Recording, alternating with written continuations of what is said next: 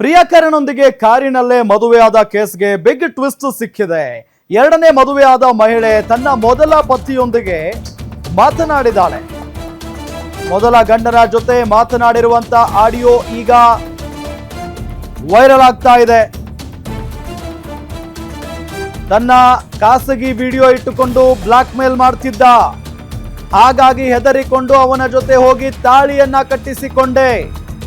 ನಾನು ಮಾಡಿದ್ದು ತಪ್ಪಾಯಿತು, ನನ್ನನ್ನ ಮನೆಗೆ ಕರೆದುಕೊಂಡು ಹೋಗಿ. ಪತಿ ಪ್ರಕಾಶ್ ಬಳಿ ಘಟನೆ ಬಗ್ಗೆ ಮಾತನಾಡುತ್ತಾ ಕಣ್ಣೀರು ಹಾಕಿದ್ದಾಳೆ ಪತ್ನಿ ಹರ್ಷಿತಾ. ಕಾರ್ನಲ್ಲಿ ಕೂತ್ಕೊಂಡು ಪ್ರಿಯಕರನೊಂದಿಗೆ ಮದುವೆ ಆಗಿದ್ಲು. ಈಕೆ ತಾಳಿ ಕಟ್ಟಿಸ್ಕೊಂಡಿದ್ಲು.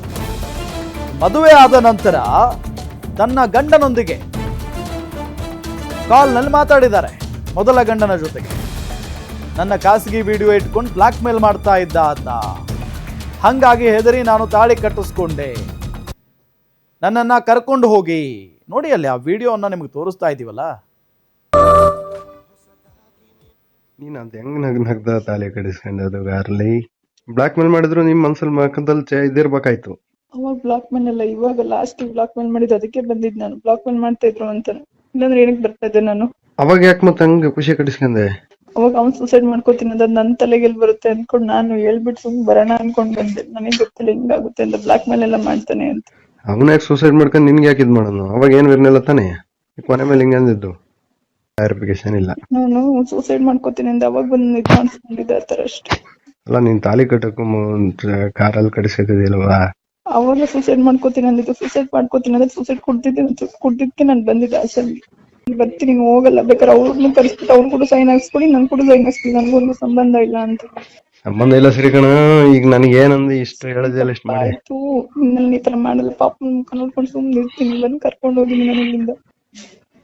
ನಾನ್ ಮನೆ ಹತ್ರ ಬಂದೆಲ್ಲ ಜಗಳ ಮಾಡ್ತೀನಿ ಅಲ್ಲ, ಇದ್ರಿಕೆಲ್ಲ ಸುಳ್ಳು ಹೇಳ್ಕೊಂಡ್ ಬಂದೆ.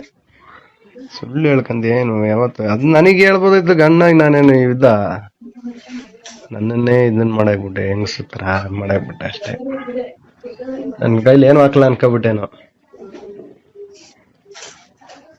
ಅಲ್ವಾ?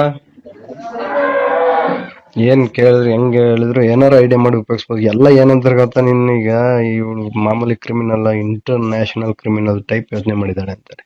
ಆ ತರ ಯಾರಿಗೂ ಮೈಂಡ್ ಇದ್ದು ಅವ್ರಿಗೆ ಯಾರಿಗೂ ಹೊಡಿಲ್ಲ, ಅಷ್ಟು ಸ್ಪೀಡಲ್ಲಿ ಮೈಂಡ್ ಓಡಿಸಿದೀಯ ಅಂತ.